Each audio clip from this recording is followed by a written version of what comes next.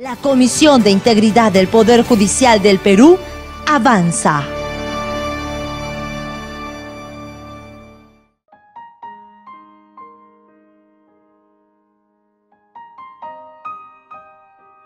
Buenas tardes, estimados amigos y amigas. Bienvenidos en nombre de la Subgerencia de Capacitación de la Gerencia General del Poder Judicial. Le damos una cordial bienvenida a esta conferencia relacionada con el tema el compliance público a propósito de la aprobación de la política antisoborno en el Poder Judicial. Saludamos de modo especial a todos los funcionarios y servidores administrativos de la Unidad Ejecutora número 001 de la Gerencia General del Poder Judicial. Bien, desde ya queremos agradecer la presencia del doctor Juan Carlos Castro Rivadeneira, quien es el expositor en este tema, ¿no? No sin antes de presentarlo, queremos nosotros decir algunas referencias curriculares del doctor Juan Carlos Castro Rivadeneira. Él es abogado por la Universidad de San Martín de Porres, es candidato también a magíster por la Universidad Nacional Mayor de San Marcos, es docente universitario con amplia experiencia en temas de derecho procesal penal, derecho penal económico. También es auditor en el ISO 37001, en derecho ambiental, en derecho minero, en relaciones comunitarias y responsabilidad social, entre otros. Asimismo, también se desempeña como catedrático universitario en diversas universidades nacionales y extranjeras. El doctor Castro también es ponente en conferencias nacionales también, ¿no? Y fuera del país. Ha dictado cursos, talleres y diplomados dirigidos a estudiantes, bachilleres en derecho, abogados, magistrados, fiscales y periodistas. Actualmente se desempeña como secretario técnico de la Comisión de Integridad Judicial del Consejo Ejecutivo del Poder Judicial, encargada pues de implementar el sistema de gestión antisoborno ISO 37001 en el marco pues del Plan y Política Nacional de Integridad y Lucha contra la Corrupción. Bien, entonces con este preámbulo vamos a dejarlos con ustedes para la conferencia El Compliance Público a propósito de la aprobación de la política antisoborno en el Poder Judicial. Lo dejamos con ustedes entonces al doctor. Adelante, doctor Reyes. Gracias, doctor Reyes. Le agradezco por la presentación y también quiero agradecer a la Subgerencia de Capacitaciones por haber permitido que podamos a través de este espacio dar a conocer tanto aspectos teóricos, dogmáticos, en un marco, incluso el derecho comparado, la visión que tiene la OCDE respecto a esta expectativa de la implementación del ISO 37001. Y para ello voy a compartir la pantalla, tengo algunas presentaciones para efectos de poder ser más didáctico en la explicación, permítame. A ver.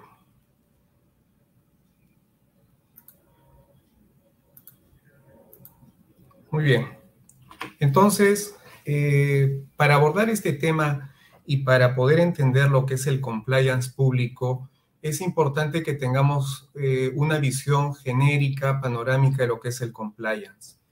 El poder saber por qué se ha instaurado en nuestro país, porque originariamente vamos a ver de que es acogida por las empresas privadas de manera voluntaria, y cómo ha llegado al sector público, qué tipo de mecanismos, cómo el sector público puede tener un modelo para que también pueda instaurar dentro de cada una de las instituciones, porque es transversal, no solamente en el caso del Poder Judicial, sino también en el Poder Ejecutivo y otras entidades estatales también han implementado este modelo de integridad para el sector público. Y para ello vamos a explicar cómo surge el esquema de diseñar estructuras sólidas en las instituciones y al final hablaremos de la política antisoborno en el Poder Judicial.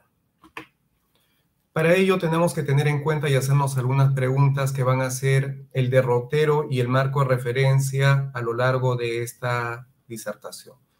Lo primero es preguntarnos si las acciones de sanción a los casos de corrupción han fracasado. No vi oportuno considerar ningún tipo de estadísticas ni otro tipo de referencias porque sabemos que ya es de conocimiento público el alto índice de corrupción que existe en los distintos ámbitos públicos y privados. Entonces, la visión, la mecánica, la forma como el Estado está enfrentando esta situación obedece a algún tipo de reingeniería legal o político criminal. Nos hemos centrado mucho en el aspecto punitivo, dejando de lado el aspecto preventivo. Existirán medidas de control no penales para encararla. Teniendo en cuenta estos tres primeros ámbitos e interrogantes, es importante que consideremos la importancia de diseñar estructuras sólidas para desarrollar el fortalecimiento de la institucionalidad. Y para ello existe un modelo a seguir conforme lo viene haciendo el sector privado desde el 2016 con la ley 30.424. La ley 30.424 de alguna manera instaura los modelos preventivos de delitos. Y está en la línea de la norma ISO 37001, que tiene que ver con el ISO antisoborno, que es una de las normas que hemos acogido en el mes de julio, que hemos obtenido la certificación, y podemos en ese momento decir por qué nosotros como Estado tenemos que mirar y acoger este tipo de modelos que se están aplicando en el sector privado. Sabemos que la corrupción tiene características como ser multimodal, multicausal, tiene una serie de enfoques, tiene una serie de aspectos que se ha centrado la política criminal, la dogmática penal, la criminología, la criminalística. Sin embargo, en los últimos años se ha centrado mucho más en el aspecto punitivo. Se requiere el compromiso no solamente de una institución del Estado, sino se requiere el compromiso de todos los sectores estatales para hacer frente desde un punto de vista preventivo este tipo de situaciones que aquejan, que constituyen la metástasis que corroe toda institución pública. Y sobre todo porque existe una expectativa nacional y una expectativa internacional. Dentro de esta expectativa nacional es importante que consideremos que la población tiene una escasa información en cuanto se refiere a los mecanismos que está haciendo el poder del Estado para efectos de encarar esta situación. Originariamente, como les mencioné, la ley 30.424 se instauró en específico para algunos delitos y ya se hablaba de la responsabilidad de las personas jurídicas en el marco de dotar la autonomía, en el marco de que podría llegar a ser procesada. Y esto de alguna manera era algo incierto en algún momento cuando estudiábamos derecho, hacer referencia a que una persona jurídica pueda ser procesada. Sin embargo, con la ley en mención y después de 2 años en entrar en vigencia y con la modificación del decreto legislativo 1352, ya se hace referencia al tipo de beneficios que pueden tener las personas jurídicas cuando tienen implementado un modelo preventivo de delitos. Eso en el marco nacional. Pero en el marco internacional, también la implementación de los sistemas de gestión antisoborno, las políticas antisoborno, también se encuentran dentro de la expectativa que tiene entre muchas organizaciones la OCDE, la Organización para la Cooperación y el Desarrollo Económico, que su sede se encuentra en París. Y de alguna manera el convenio antisoborno de la OCDE abarca estas 4 fases que permiten evaluar al Estado peruano cómo está el sector público y el sector privado implementando este tipo de modelos. Y estas 4 fases de alguna manera son objeto de examen por expertos internacionales que están conformados por especialistas de distintos países y que en una primera fase le da un dote normativo. Es decir, lo que pide la OCDE en ese capítulo convenio antisoborno, quiere verificar cómo el Estado peruano en sus distintas entidades, en los 3 niveles de gobierno, viene implementando este tipo de modelos, que sí tiene un carácter preventivo, facultativo. Sin embargo, como lo vamos a ver un poco más adelante, con la dación de 2 leyes muy importantes, el Plan Nacional, la Política Nacional de Lucha contra la Corrupción, ya se convierten en un esquema de trabajo obligatorio para las instituciones estatales públicas. Y por eso la OCDE verifica cómo se encuentra el Estado peruano dentro de esa implementación. La primera fase que tuvimos, en el caso peruano, lo tuvimos en marzo del 2019, donde verificaron en los 3 niveles de gobierno cómo se estaba manejando desde un punto de vista reactivo o desde un punto de vista preventivo la corrupción que se generaba dentro del Estado peruano y también en el sector privado. Esa primera fase la logramos asimilar positivamente porque dentro de esta convención actualmente nos encontramos en esta primera fase, la fase 1. Sin embargo, lo más complejo para el Estado peruano son las 3 fases que vienen posteriormente, porque no solamente se trata que nosotros acreditemos que tenemos la parte normativa, la parte legislativa, y claro está con algunas recomendaciones que nos ha dado la OCDE para efectos de poder actualizar, modificar y acoger una serie de recomendaciones que nos han dado. Porque en la fase 2 va de alguna manera a verificar el grado de efectividad. Va a verificar, en palabras muy coloquiales, te dirá, tienes la norma, la has demostrado, te hemos sugerido algunas recomendaciones para luchar contra la corrupción, pero queremos ver cómo se está instaurando a lo largo de este tiempo. Posteriormente viene la fase 3, que es otra evaluación que vamos a ser sometidos para efectos de ver en un lapso de tiempo cómo se van consolidando las 2 primeras etapas. Porque ya no se trata de que solamente tengamos convenios, nos suscribamos a instrumentos internacionales solamente para un tema publicitario, sino que es importante que el Estado peruano pueda evidenciar el valor, eficacia de cada uno de estos instrumentos internacionales y cómo estos se están aplicando en el plano local y en los 3 niveles de gobierno. Y la cuarta etapa es cuando ya conlleva a los logros alcanzados a lo largo de cada uno de estos pasos. Llegar a la cuarta etapa ya conlleva a que hemos pasado el examen y ya formaríamos parte de la OCDE en este convenio antisoborno, como está Chile, Colombia, Argentina, que está igual que nosotros en camino, y otros países que ya forman parte de este examen riguroso, donde demuestra el Estado peruano cómo está haciendo frente con la corrupción. Hasta este momento podemos ver 2 frentes muy importantes.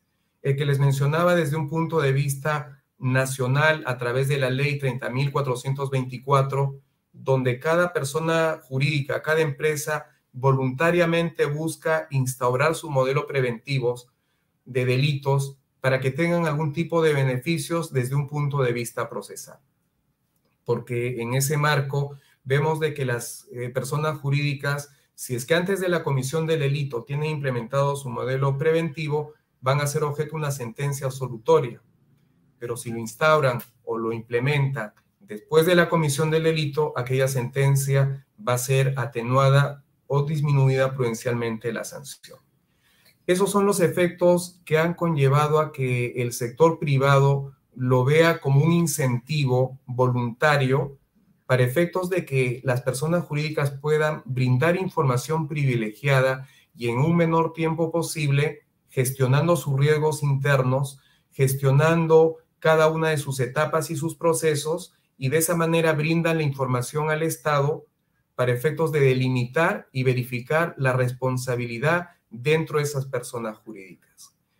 En palabras muy coloquiales diríamos que se separa el trigo de la cizaña, porque cuando se evidencia el proceso, se verifica quiénes son las personas que la conforman, los roles de cada uno de ellos y el ámbito de comprensión dentro de su normativa interna, va a permitir que puedan saber qué persona pudo ser responsable.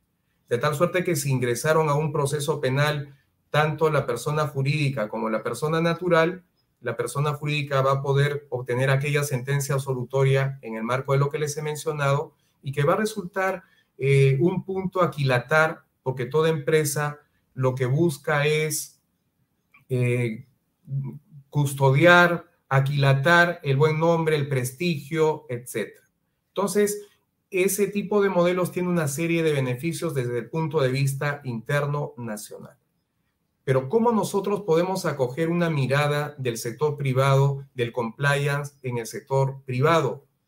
En el caso del compliance público, no tiene ese tipo de determinantes. El Poder Judicial, el Ministerio del Interior, el Ministerio de Economía y Finanzas no van a ser procesados ni beneficiados como sucede con la lógica con el sector privado.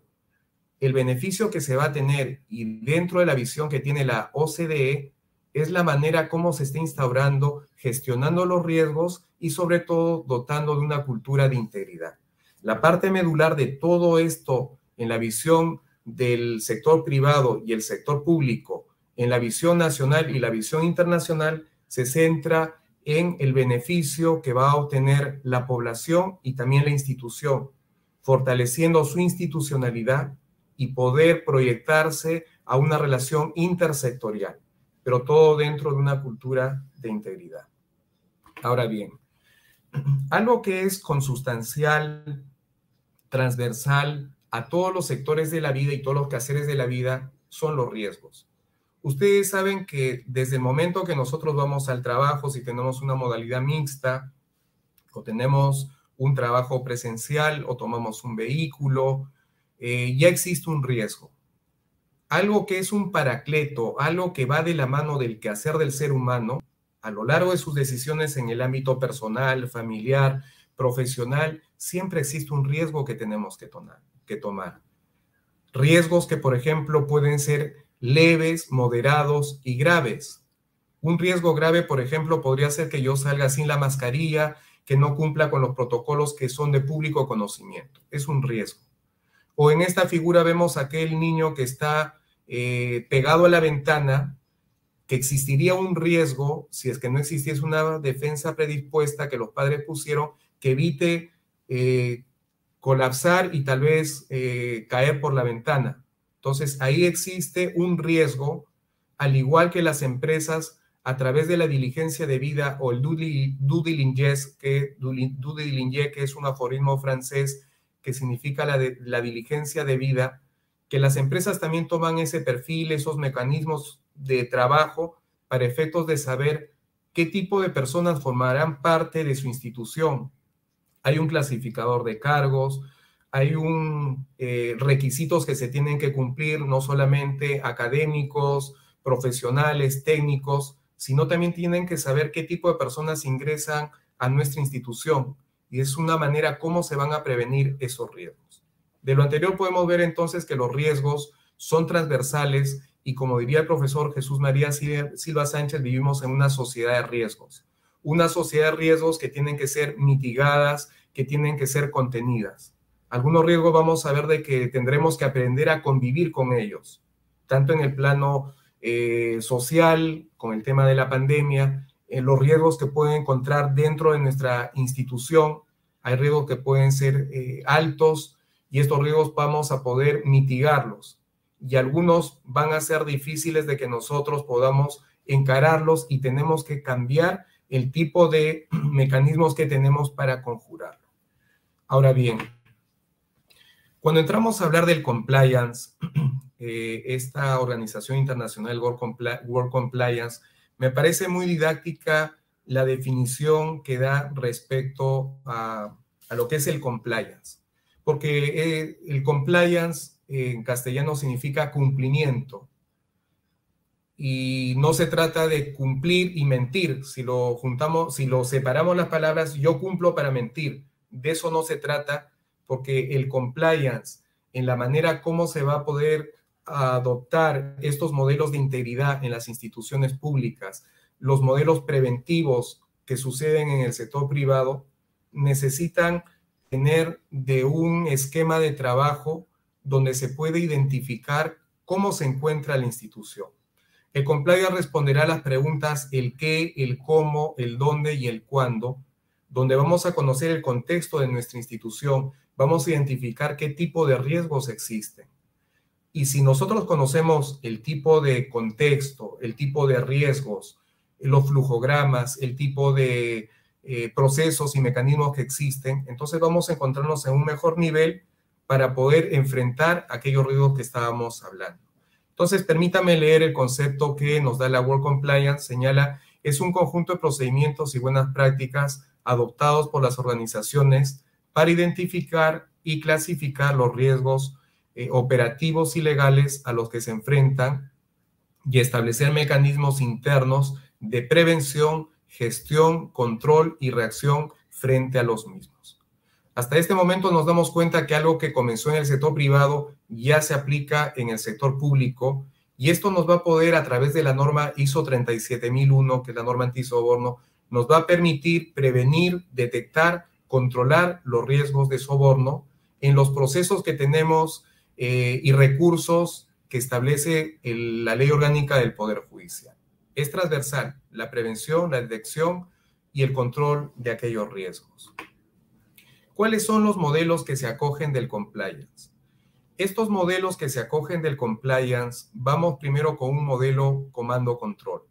El modelo comando-control significa que el Estado es quien va a tomar cierta partida protagónica dentro de una institución privada. Este modelo comando-control es un modelo muy radical, es un modelo que de alguna manera conlleva el intervencionismo estatal, por lo que existe un modelo que va a buscar menguar aquella característica de este modelo. Y ahí tenemos el modelo de autorregulación. Y el modelo de autorregulación conlleva que la misma persona jurídica es quien va a diseñar cómo se va a encontrar normada, qué tipo de medidas va a adoptar. Pero también es un modelo extremo porque al existir este modelo de autorregulación, no necesariamente la implementación de este modelo conllevará aplicar el presupuesto necesario, la inversión más que el costo para poder implementarlo. Entonces, no podemos tener dos modelos, cada uno con visiones radicales, que unas descansen en el Estado por una política intervencionista, que estaría distante de un modelo de la economía social de mercado que establece la Constitución, y tampoco podemos dejar en la mano propiamente de las empresas privadas. Y por eso existe un híbrido, un modelo mixto, que es el modelo de autorregulación regulada. Este modelo de autorregulación regulada ya imbrinca, ya aterriza en lo que es el compliance, porque este modelo de autorregulación regulada permite de que el Estado sí tiene algunas normas que son de obligatorio cumplimiento de esta persona jurídica, pero además la misma persona jurídica va a regular cada uno de los mecanismos, los protocolos, los procedimientos que se tienen que ceñir y van a tener como marco de referencia lo que dice la ley. En ello vamos a tener como correlato que pueda verificar, prevenir, detectar y controlar los riesgos en el marco de la legalidad. ¿Cuál es la clasificación? Y ya vamos entrando al compliance público, porque es importante explicarles todo el esquema general, ubicándonos en el contexto. El compliance se divide en un compliance general y un compliance sectorial. Lo que hemos estado viendo hace un momento es el compliance general, que todo esto es una aproximación, lo que les he mencionado y varios temas que se podrían mencionar, porque cada tema da para muchas horas de poder conversar con ustedes. Les estoy dando una visión muy panorámica y básica al respecto, pero llegamos al punto central: compliance general y el compliance sectorial.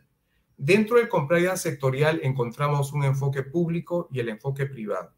El enfoque privado está en función al compliance que se aplica en los temas laborales, en el derecho minero, en el campo ambiental, en el campo penal, etcétera, que eso queda dentro del modelo de las personas jurídicas en el sector privado. Lo que a nosotros nos interesa para esta tarde es el compliance sectorial en su carácter público. Y esto nos va a permitir a nosotros poder identificar cómo surgió el compliance sectorial dentro del margen público, si solamente es una política antisoborno, solamente el Poder Judicial o de otras instituciones, cómo esto se ha formado. Y para ello también es importante que nosotros podamos tener en consideración que el compliance tiene un enfoque preventivo y reactivo. Este enfoque preventivo y reactivo de alguna manera se va a dar cuando nosotros analizamos el contexto, cuando identificamos cómo se encuentra una institución. Habrán algunas situaciones que podemos nosotros prevenir. Habrán algún tipo de situaciones que ya se tendrá que remediar en función a los errores que se están cometiendo.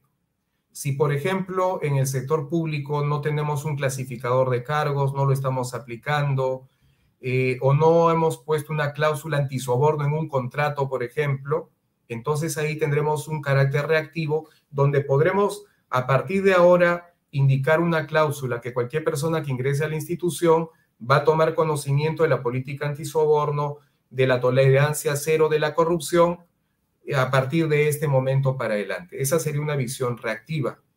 Pero si esa cláusula de antisoborno ya la tiene instaurada la oficina de personal como sé, que viene generándose hasta la fecha, ello como consecuencia de la auditoría externa que tuvimos y eso evidenciaron, entonces preventivamente lo que va a hacer nuestra institución es evitar y sobre todo poner en conocimiento las implicancias administrativas, penales de aquella persona que se aparte de la política antisoborno.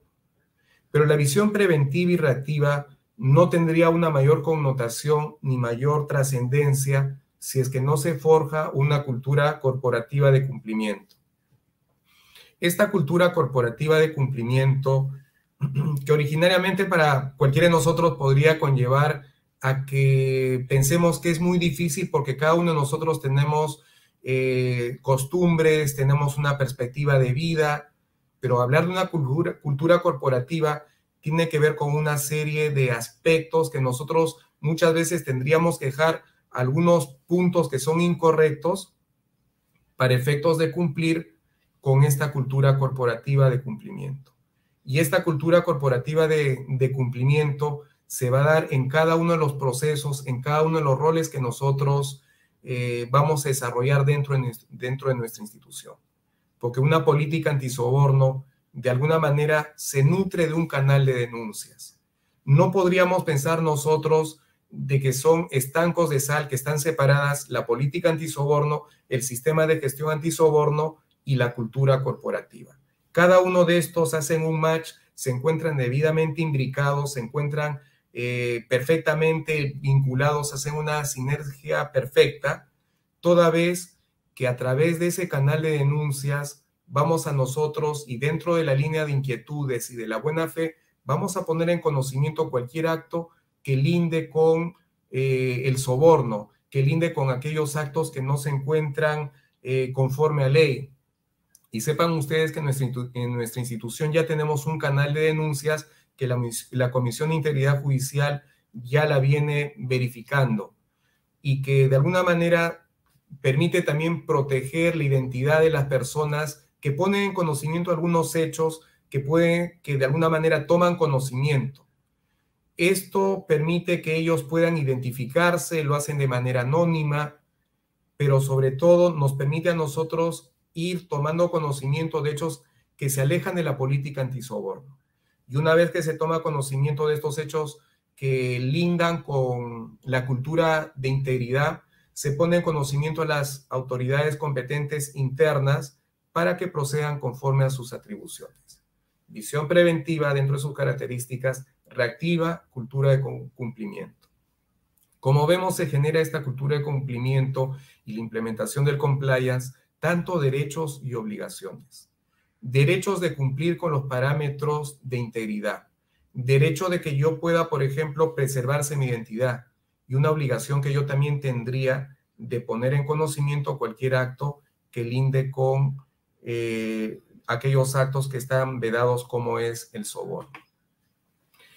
El compliance tiene un esquema. Este esquema es genérico y este esquema resume los puntos que hemos estado hablando dentro de lo que es el compliance en ese marco general. Y aquí es importante que nosotros podamos considerar que para poder hablar de los riesgos tenemos que conocer el contexto, tenemos que hacer un mapeo de actores, identificar a todas las personas que forman parte de una organización. El poder instaurar o implementar el compliance público en nuestra institución realmente ha sido un reto y que ha sido asumido y liderado por la autora Barrios y la presidenta de la comisión, la autora Marién de la Rosa Bedriñana, y que de alguna manera ha permitido de que se pueda implementar este modelo de integridad, no a nivel todavía de toda nuestra institución. Se está aplicando de manera progresiva. Hemos comenzado con algunas áreas de la gerencia, con el Consejo Ejecutivo, con la administración de la Corte Suprema, entre otras áreas, la Sala Penal Permanente, por ejemplo. porque el poder instaurar este tipo de modelos preventivos, este tipo de modelos de integridad en el marco del sistema de gestión antisoborno, conlleva a que se haga un trabajo muy detallado de cada una de las áreas.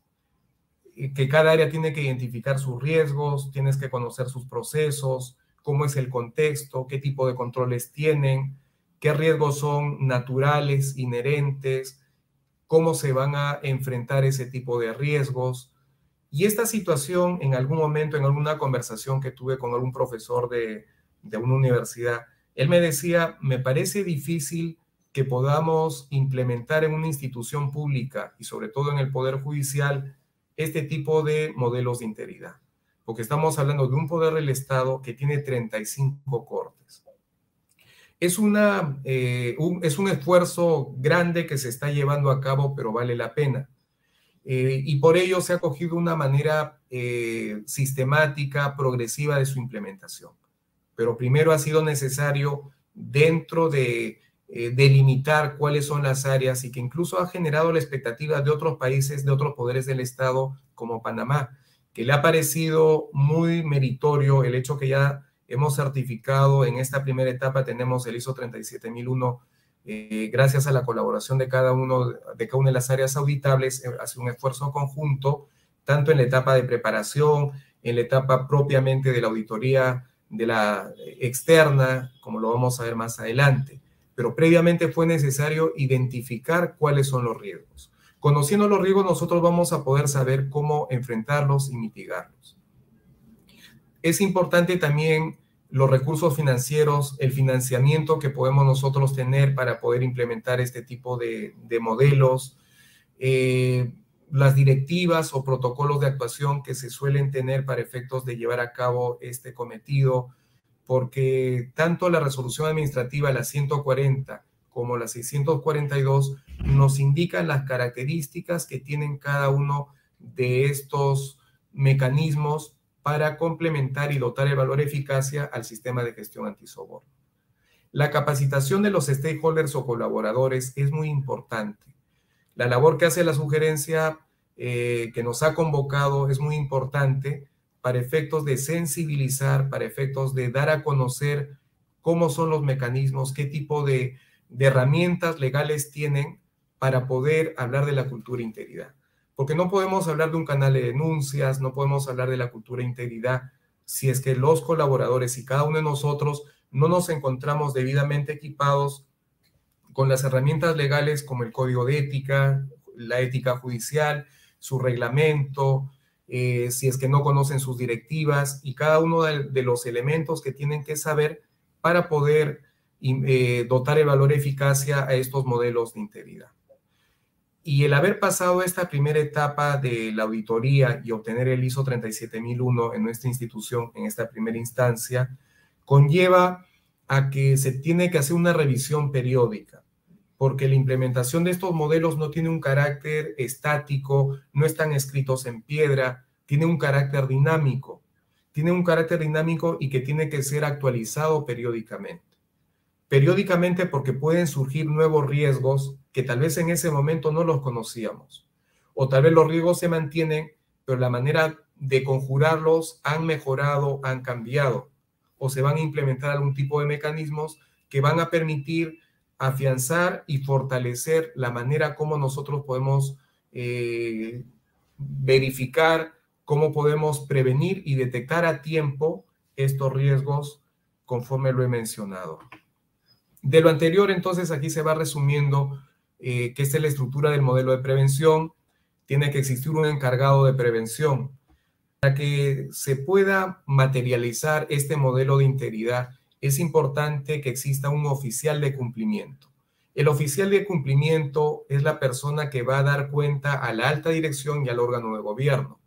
En este caso, en el caso de la Comisión de Integridad, existe una presidenta, que es la doctora Marien de la Rosa Bedriñana, que es la oficial de cumplimiento, que de alguna manera da cuenta a la alta dirección y el órgano de gobierno, a la presidencia del Consejo Ejecutivo y el Consejo Ejecutivo como órgano de gobierno, de cómo se está aplicando este modelo de prevención. está dotada de toda la autonomía, de todo el soporte, para poder nosotros verificar cómo se están implementando sus matrices, sus modelos en cada una de las instituciones. Y esto ha surgido, como les dije, al haber identificado el riesgo, al contar ya con un canal de denuncias que se encuentra habilitado, y también la importancia de la comunicación y la capacitación de este tipo de modelos de prevención. Y esto va a permitir, señores, de que podamos nosotros, sobre todo, lograr el objetivo del canal de denuncias. El canal de denuncias, en el marco de estos modelos de integridad, están enfocados a este tipo de aspectos. Muchas veces nos han llegado algún tipo de denuncias por alimentos. Generalmente esto no solamente lo hacen los colaboradores internos, sino que cualquier persona que ingresa al portal de nuestra institución puede poner en conocimiento algún hecho que está vinculado al soborno. Pero en el último tiempo hemos estado recibiendo algún tipo de hechos que tienen que ver con violencia familiar, con demanda de alimentos. Entonces no se estaría cumpliendo el objetivo de este canal de denuncias desde una visión externa. Desde una visión interna sí, porque ya tienen conocimiento de lo que es el soborno y de los aspectos colaterales que estos se generan. Entonces es importante, y en eso estamos trabajando, para efectos de que la población externa, los stakeholders externos, puedan saber cuál es la finalidad de este canal de denuncias. Teniendo en cuenta todo lo anterior, ya podemos nosotros recién mencionar cuál ha sido el marco para que se pueda instaurar el compliance público en función a una respuesta que se ha necesitado de todas las instituciones del Estado. Y por eso tenemos esta interrogante: ¿cómo surgió el esquema de diseñar estructuras sólidas en las instituciones bajo la óptica del compliance público? Y para esto es necesario generar sinergias institucionales. Sí va el aspecto preventivo, como les dije, es muy importante, porque el aspecto punitivo, sancionatorio, está dando buenos resultados a nuestra institución. Sin embargo, desde un punto de vista de la criminalidad, vemos de que la respuesta de la delincuencia está sobrepasando los niveles permitidos.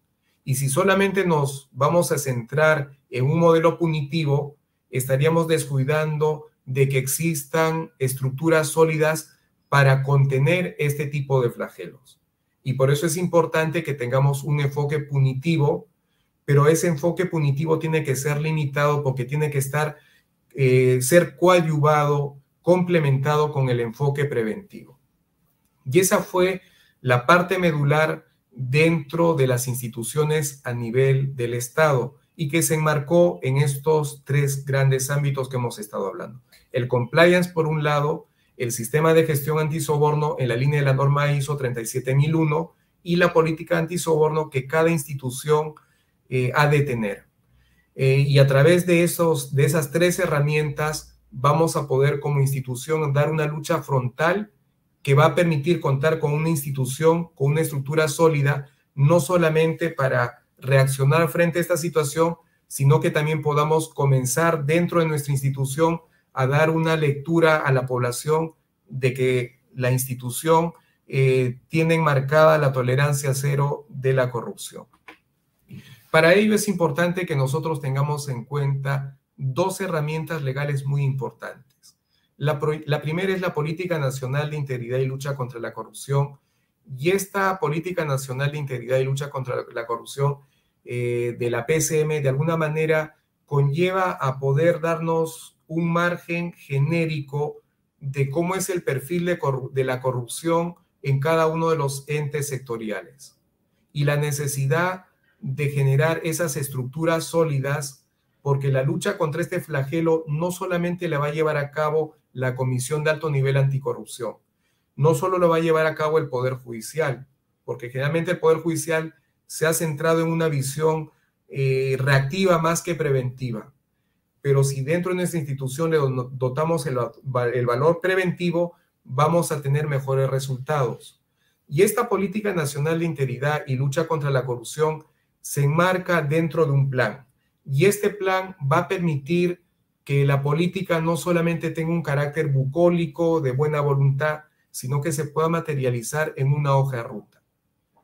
Y la parte medular y central entre la Política Nacional de Integridad y el Plan Nacional de Integridad es la Comisión de Alto Nivel Anticorrupción, la CAN, que depende de la PCM. Ustedes saben que la Comisión de Alto Nivel Anticorrupción alberga o converge tanto al sector público como al sector privado, la sociedad civil, las entidades privadas, y que de alguna manera en las reuniones periódicas, ordinarias y extraordinarias, se reúnen las personas que encabezan cada una de estas instituciones a fin de delimitar hojas de ruta para luchar contra la corrupción.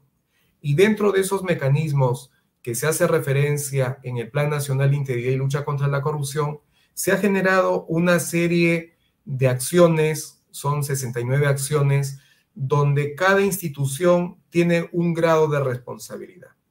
Y aquí volvemos al punto inicial de la explicación, que no solamente es una expectativa del sector nacional, sino también es la expectativa que tienen los organismos internacionales como es la OCDE, que está al tanto del mecanismo de cómo se está materializando este Plan Nacional de Integridad y Lucha contra la Corrupción. En el caso del Poder Judicial también se habla de los modelos preventivos, se hace referencia a la capacidad preventiva, la implementación de los sistemas de gestión antisoborno en las instituciones, el punto sancionatorio, que son los 3 puntos principales que hace referencia este plan. Pero además, el plan le da una mirada multimodal, multicausal a la corrupción. Delimita a los actores, cada uno de los entes estatales que les mencioné, cómo van a luchar contra la corrupción, el Poder Ejecutivo, los 3 niveles de gobierno, el sector privado, la sociedad civil, las iglesias, etcétera, también tienen una cuota de participación. Y para ellos es un trabajo conjunto, colaborativo entre cada una de las instituciones. Y eso se va a dar a través de ese fortalecimiento de capacidades institucionales en la medida que cada una de estos 3 niveles de gobierno se encuentran debidamente fortalecidos con la implementación del sistema de gestión antisoborno y su política antisoborno. Y es importante considerar que esa sinergia que les acabo de mencionar tiene que ser sinergias inteligentes para una respuesta eficaz. Una de los temas que se abordó en algún momento, no solamente en el plano de la implementación del sistema de gestión antisoborno, sino también en el plano de la interoperabilidad. La interoperabilidad también permite que cada una de las instituciones podamos estar conectados bajo estas herramientas tecnológicas para poder dar una respuesta eficaz a la lucha contra la corrupción.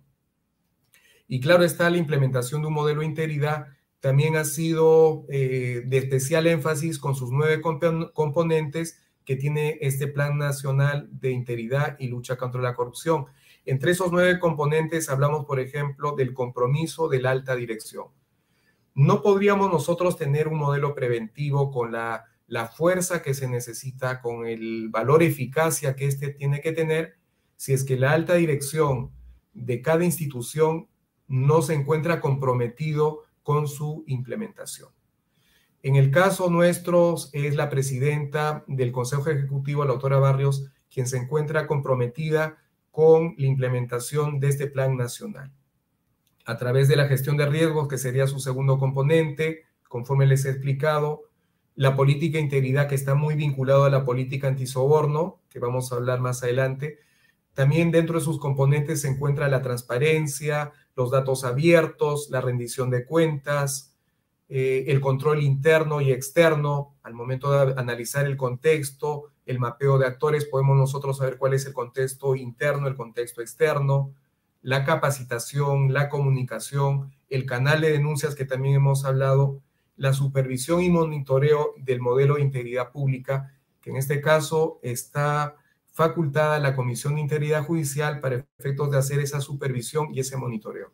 Pero es importante que consideremos de que esta supervisión y monitoreo no va a tener una naturaleza inquisitiva. No buscamos nosotros, cuando en algún momento nos reunimos con cada una de las áreas auditables, inquirir, verificar y detectar quién es el responsable. El implementar un sistema de gestión antisoborno permite mejorar, colaborar y evidenciar qué tipo de aspectos necesita nuestra institución para efectos de controlar, de prevenir, detectar y controlar los riesgos de soborno. Cuando en algún momento los visitemos de manera virtual y Dios mediante en un momento de manera presencial, no piensen que llegó el fiscalizador o llegó la parte mala de nuestra institución, sino que nosotros queremos hacer una sinergia con cada uno de ustedes donde nos explican el día a día de sus labores.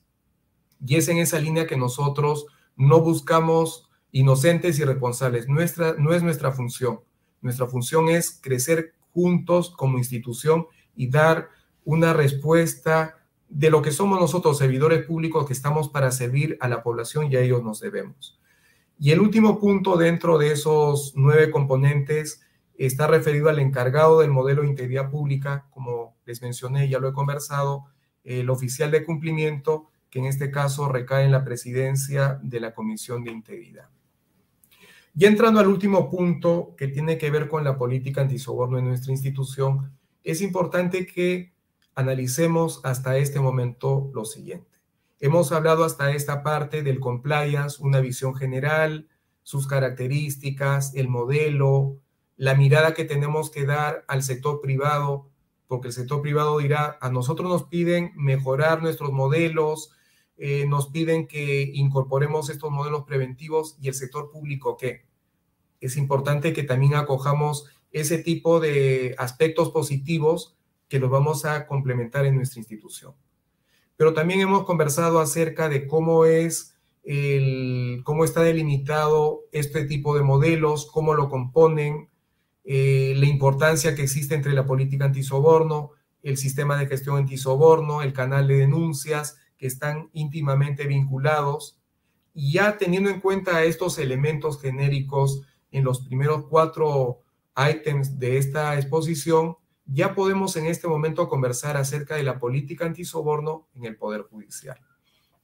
Y para ello vamos a entrar a la primera parte, que es la base normativa, donde tenemos el fundamento formal y legal de poder explicar por qué tenemos una política antisoborno en nuestra institución.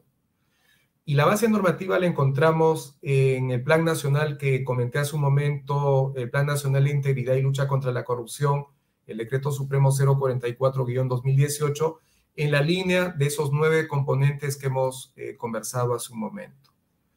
Pero para acoger estos modelos de integridad, es importante que su implementación obedezca no a una tendencia. Una de las falencias que tenemos a nivel legal y a nivel general es que muchos de los modelos que surgen en Europa, porque el tema del compliance no es un tema novedoso, no es de esta década.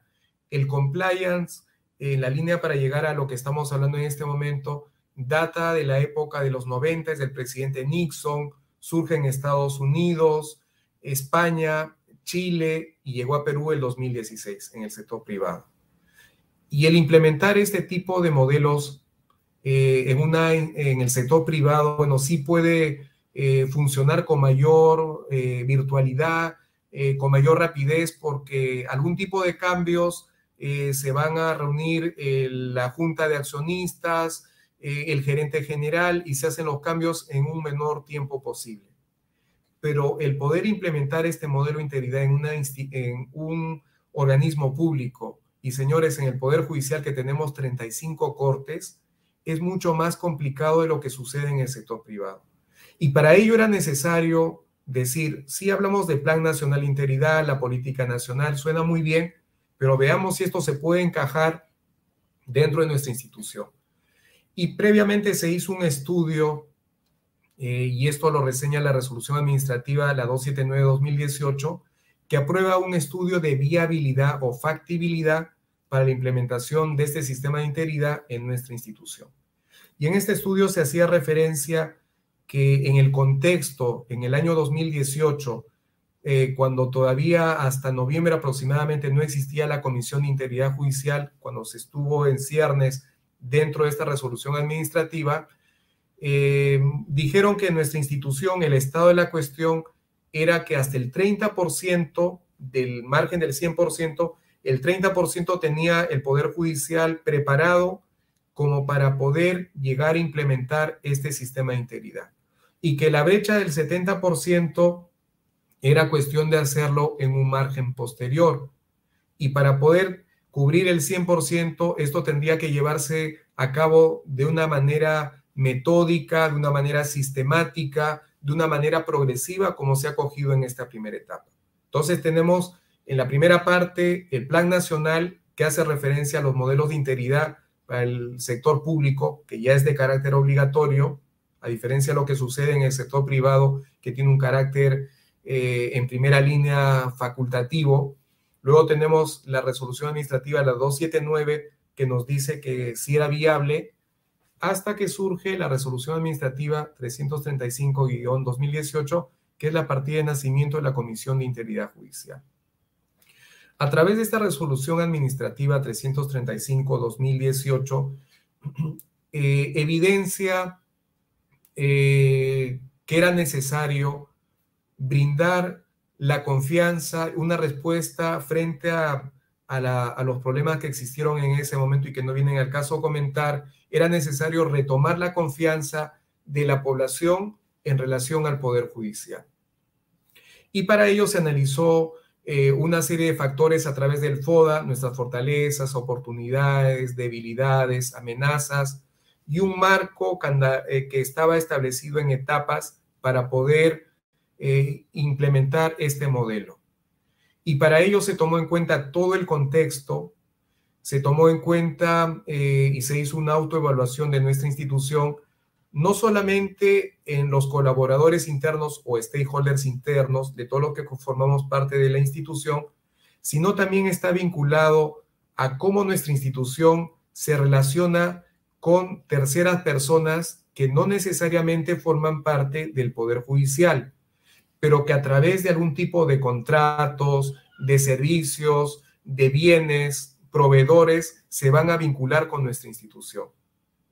Y para ello tenemos las directivas que se han ido construyendo a lo largo del tiempo, donde se va a delimitar cuáles son los elementos, las características que se tienen que tener tanto los que formamos parte de nuestra institución, stakeholders internos, como aquellas personas con las que nuestra institución se tiene que vincular, contratándolas para que trabajen en la institución o con algún bien o algún servicio. Entonces, a partir de esta resolución administrativa, la 335-2018, se dio el primer inicio para la implementación del sistema de integridad pública y lucha contra la corrupción bajo la implementación de la norma ISO 37001. Y la norma ISO 37001, ya entrando en la parte medular de esta exposición y hablando en específico de la política antisoborno, la política antisoborno ha sido aprobado por la Sala Plena del Poder Judicial con la resolución administrativa la 00014-2020, que aprueba la política antisoborno, y esto se va a materializar a través de la implementación del sistema de gestión ISO 37001. Esta norma ISO 37001 da una serie de parámetros, nos brinda una serie de características de cómo es el deber ser desde un punto de vista ontológico, el deber ser de una institución, cómo tiene que estar implementada, cómo debería funcionar correctamente. Y para ello, en esta política se asumen los siguientes compromisos. Uno de ellos es cumplir los requisitos del sistema de gestión antisoborno y buscar su mejora continua. En la auditoría que se llevó a cabo y para lograr todo este cometido, fue necesario de que la Comisión de Integridad tenga que de alguna manera implementar las matrices de riesgo en cada una de las áreas auditables.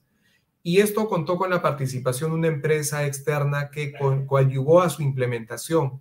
Y una vez que se tenía implementada estas matrices de riesgo, era necesario que nosotros tengamos una auditoría interna, que la misma empresa que se encargó de implementar estos modelos, estas matrices, puedan verificar si estos estaban funcionando o no.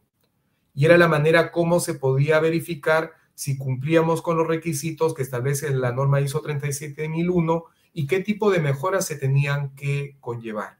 Porque el hecho que tengas tu matriz de riesgos, donde identificas tus procesos, identificas tus riesgos, no conlleva de que no hay algo por mejorar. Siempre o en la mayoría de casos hemos visto hasta este momento que hay una serie de compromisos, que esto se va a dar a través de un seguimiento que se va a hacer, con la adquisición de algún software, con la instauración de algún tipo de manual, por ejemplo, o con algún protocolo, alguna directiva que va a generarse para que la implementación de este sistema y sus controles puedan masificarse. Eso en la línea del primer punto.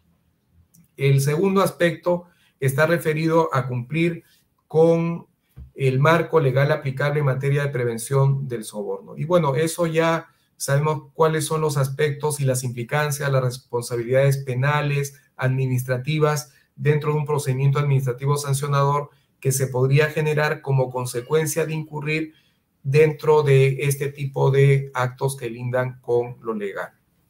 En el punto C, el promover comportamientos éticos en los jueces, funcionarios, servidores e incentivar el planteamiento de inquietudes. Estos aspectos están relacionados en el compromiso que tenemos todos los colaboradores en la institución. No solamente magistrados, sino servidores administrativos y todas las personas que nos encontramos. Y ojo, no es necesario que ya esté implementado este modelo para recién decir, cuando implementemos en mi corte, si por ejemplo estoy en una corte que todavía no se ha implementado o no tienen el ISO 37001, no conlleva a que esto pueda ser tomado en cuenta como una cláusula exoneratoria, porque esta política antisoborno ha sido aprobada en su máxima instancia por los jueces supremos titulares en sala plena y que vincula y es de corte obligatorio para las 35 cortes y para cada una de las áreas auditables. Es un compromiso que no solamente tiene que ver con el comportamiento ético, sino también con el planteamiento de inquietudes. El planteamiento de inquietudes tiene que ver con el canal de denuncias que hemos conversado, ¿sí? Comportamiento ético que conlleva a las obligaciones en las que yo tengo que asumir dentro de la institución, pero también esas obligaciones se van a centrar en la medida que soy testigo de algún acto que linda con el soborno, poder acudir a través del canal de denuncias para que se pueda dar el trámite correspondiente. Por otro lado, busca garantizar la independencia de la autoridad de cumplimiento. Y esto tiene que ver con las facultades que tiene que tener la oficial de cumplimiento para lograr su cometido en la implementación de este modelo, que si no tuviese la autonomía, si no tuviese las atribuciones necesarias para poder verificar, validar cómo se están generando las matrices en la línea de lo que les he explicado de las visitas virtuales y las reuniones que hemos tenido con cada una de las áreas auditables, eso no, de alguna manera no se podría generar si es que no tuviésemos la independencia a través de la presidencia de la Comisión de Integridad. El compliance público hasta este momento, entonces, en la línea de lo anterior, cabe resumir con los siguientes puntos de lo que hemos estado hablando.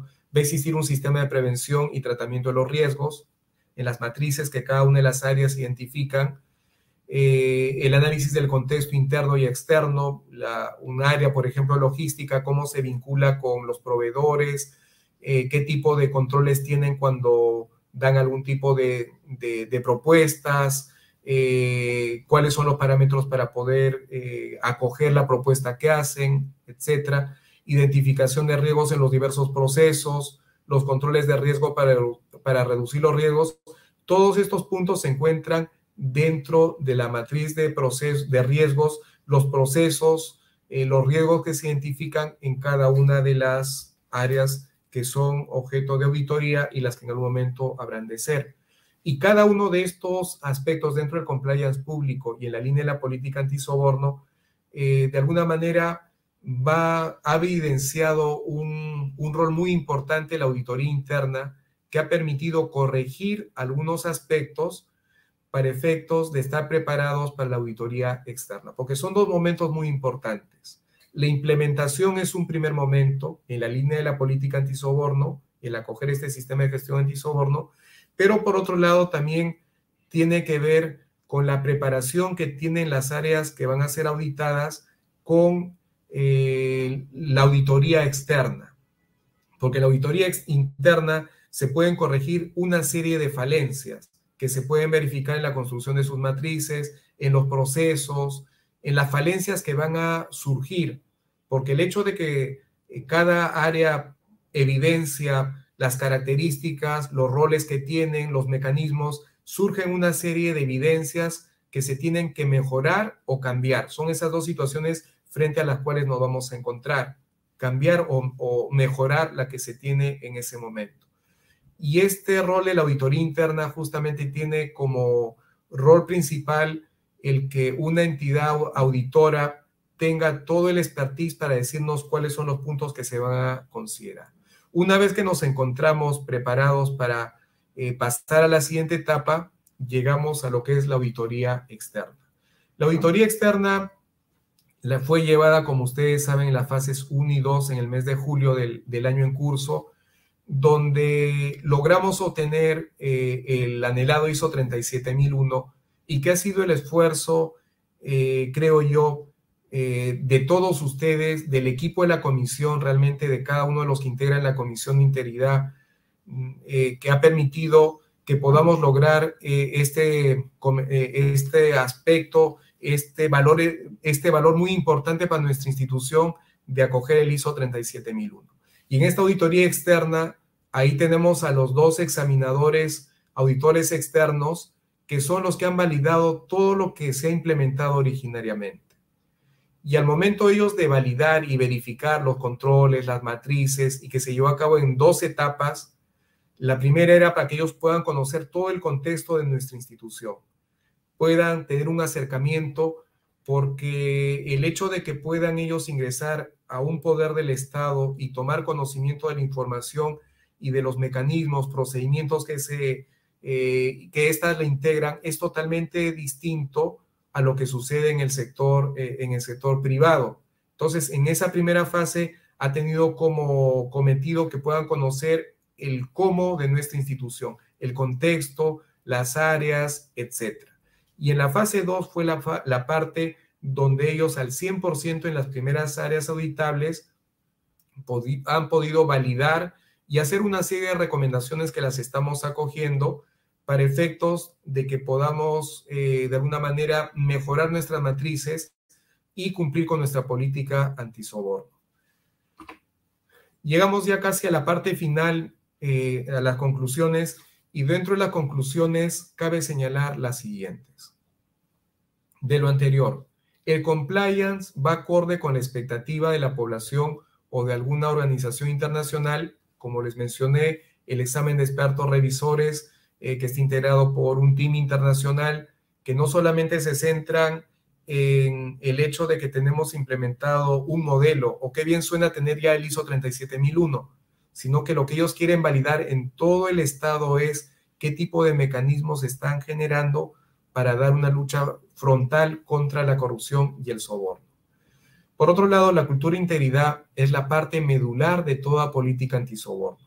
De lo contrario, se convierte en un acto de buena voluntad y mera declaración bucólica. No es un asunto de moda, no es una copia del sector privado. La cultura de integridad es muy importante para efectos de cumplir con cada uno de los compromisos que vamos asumiendo de manera personal y también con la política antisoborno. De lo anterior, podemos resumir todo lo que hemos conversado, que la política antisoborno responde a los siguientes elementos que son los principales que hemos hablado. La maximización del enfoque preventivo, el fortalecimiento de las estructuras sólidas, institucionales e interinstitucionales. En la medida que nosotros estamos fortalecidos institucionalmente, vamos a hacer una sinergia colaborativa con otras instituciones para la lucha frontal contra este flagelo. Y la implementación del sistema con las características que hemos mencionado, y recordemos que el compromiso de todos es la implementación de este sistema, no como un asunto de moda, no como que ya hemos logrado llegar a la cima, sino que vienen muchas más responsabilidades y estamos seguros que a través de una cultura de integridad y con la colaboración y el logro del ISO 37001 ha sido gracias al esfuerzo de cada una de las áreas auditables, de nuestras autoridades, con el tiempo que esto ha conllevado y de todas las personas que se han visto comprometidas, no solamente en ese momento, sino a lo largo de los días hasta la fecha. Muchas gracias. Muy bien, en realidad bastante importante este tema, doctor Castro. Sinceramente, nosotros desde ya queremos agradecerle por su participación en esta conferencia, ya que el compliance público realmente es bastante importante, ¿no?, respecto al tema antisoborno. Doctor, en nombre de la Sugerencia de Capacitación del Poder Judicial, le damos nuestro cordial agradecimiento y, por supuesto, desde ya queremos volverlo a invitar para una próxima disertación con respecto a este tema. Muchas gracias, sinceramente, por su participación para poder, de alguna forma, siempre estar en contacto, ¿no? Y, como siempre, llevar a cabo esta actividad académica con usted y con este tema tan importante que está referido a lo que es el antisoborno. Gracias, doctor Castro. Gracias.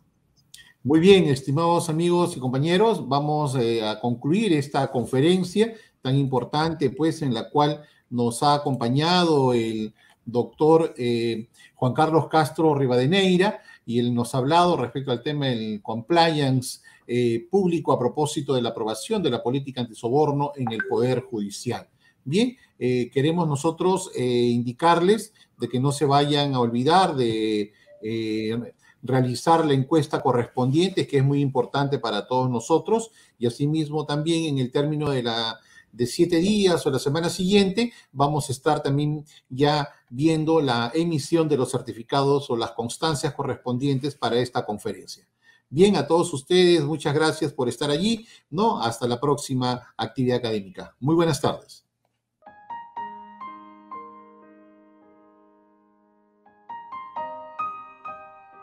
La Comisión de Integridad del Poder Judicial del Perú avanza.